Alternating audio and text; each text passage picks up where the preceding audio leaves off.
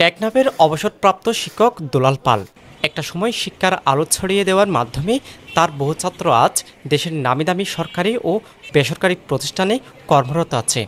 অথচ সে শিক্ষককে এভাবে টেনেহিস্ট্রির দোকান থেকে বের করে দিয়ে হেনস্থা করেছে টেকনাফের আলোচিত হুন্ডি ব্যবসায়ী আব্দুল গফুর ও তার অনুসারীরা। জানা যায় দীর্ঘ ২২ বছর ধরে শিক্ষক দুলাল পালের ছেলে শিক্ষক সুমন পাল টেকনাফ পৌরসভা দ্বীপ প্লাজায় দোকান ভাড়া নিয়ে ব্যবসা পরিচালনা করে আসছে। কিন্তু সর্বশেষ কোনো নোটিশ ছাড়াই দোকান থেকে দুলাল পাল ও সুপন পালকে টেনেহিস্টে বের করে দেন মালিকপক্ষ আব্দুল গফুর ও তার অনুসারীরা। অথচ দোকান ভাড়া নবায়নের বিষয়টি আদালতে বিচারাধীন ছিল। তথ্য বলছে অভিযুক্ত আব্দুল গফুর আন্তর্জাতিক হুন্ডি চক্রের একজন সক্রিয় সদস্য, যে গফুরের নেতৃত্বে রয়েছে ১০ থেকে ১২ জনের একটি শক্তিশালী চক্র। সীমান্তের প্রভাবশালী এক সাবেক জনপ্রতিনিধি ও কয়েকজন ইয়াবার গডফাদারদের ছত্রছায়ায় টেকনাফে হুন্ডি সাম্রাজ্যের একক নিয়ন্ত্রণে চক্রটি, যে চক্রের ফাঁদ থেকে সরকার হারাচ্ছে শত কোটি টাকার রাজস্ব। এদিকে বয়সের বাড়ে নুয়ে পড়া ৮০ বছরের বৃদ্ধ শিক্ষক দুলাল পাল ও তার ছেলে সুমন পালের উপর ঘটে যাওয়া এমন অমানবিক ঘটনায় নিন্দার ঝড় উঠেছে সর্বত্রে। এছাড়া অভিযুক্তদের বিরুদ্ধে শাস্তি দাবি করে সংবাদ সম্মেলনও করেছে দোকান ব্যবসায়ী সমিতির লোকজন। চুক্তিতে স্পষ্ট লেখা আছে নবায়নযোগ্য, আমাদেরকে উচ্ছেদের কোনো কথা লেখা নেই।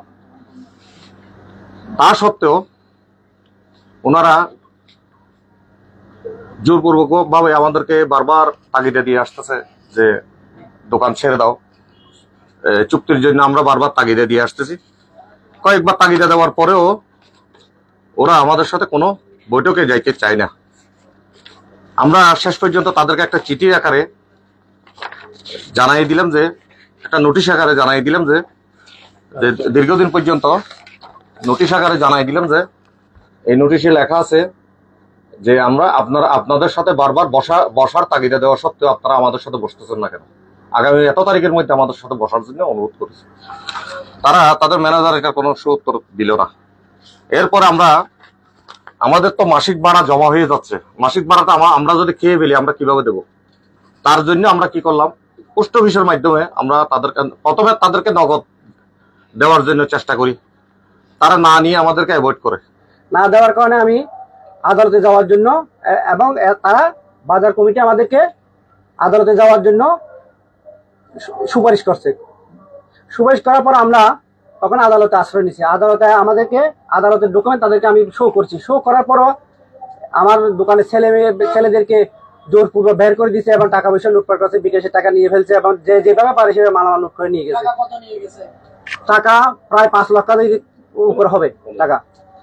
তারপর আমার বৃদ্ধ বাবাকে, ৮৫ বছর একটা বৃদ্ধ বাবাকে জোরপূর্বক ঠেলে হিস্ট্রি চেঁচে বের করে ফেলছে। এই বিষয়ে অভিযুক্তদের মুঠোফোনে একাধিকবার যোগাযোগের চেষ্টা করা হলেও ফোন রিসিভ না করায় বক্তব্য নেওয়া সম্ভব হয়নি।